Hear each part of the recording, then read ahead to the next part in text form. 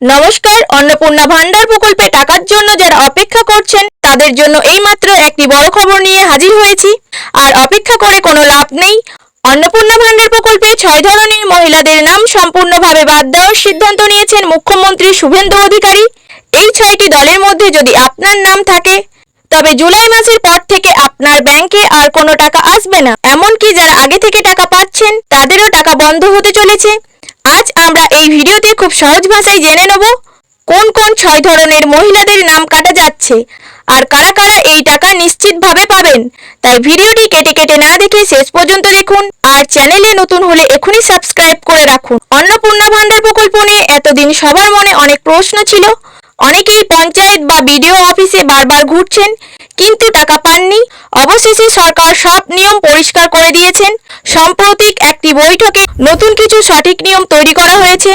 সরকার জানিয়েছেন শুধু ফর্ম জমা দিলেই টাকা পাওয়া যাবে না। যারা সত্যিই গরিব শুধু তারাই যেন এই টাকা পান। তার জন্য খুব কড়াভাবে কাগজপত্র ঘরবাড়ি যাচাই করা হচ্ছে। এই কারণে লক্ষ লক্ষ মানুষের নাম তালিকা থেকে বাদ দেওয়া হচ্ছে। এবার আসুন সরাসরি জেনে নিই ঠিক কোন 6 ধরনের মহিলাদের নাম বাতিল করা হচ্ছে। 1 নম্বর, আশাকর্মী, অঙ্গনারী কর্মী, সিভিক ভলেন্টিয়ার এবং পার্শ্ব শিক্ষকেরা এই প্রকল্পের টাকা পাবেন না।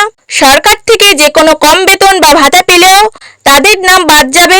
2 নম্বর, আবেদনকারী মহিলার পরিবারের কোনো সদস্য যদি সরকারি চাকরি করেন তবে তিনি এই টাকা পাবেন না। 3 নম্বর, পরিবারের কেউ যদি সরকারি পেনশন পান তাহলেও অন্নপূর্ণা ভান্ডারের টাকা মিলবে না। 4 নম্বর, পরিবারের কেউ যদি ইনকাম ট্যাক্স বা আয়কর জমা দেন তবে সেই পরিবার এই সুবিধার বাইরে থাকবেন।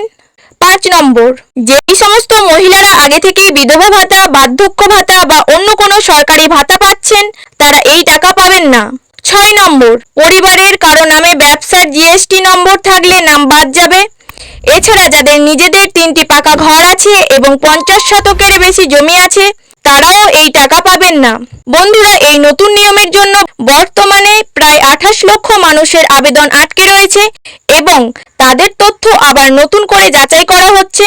তবে একটি খুশির খবর হলো আপনারা যারা এই 6টি নিয়মের মধ্যে পড়েন না, অর্থাৎ আপনারা সত্যিই গরিব পরিবারের সদস্য, তারা একদম চিন্তা করবেন না। আপনারা টাকা অবশ্যই পাবেন। সরকারি নিয়ম অনুযায়ী এই যাচাই করার কাজ আগামী 30শে আগস্ট পর্যন্ত চলবে।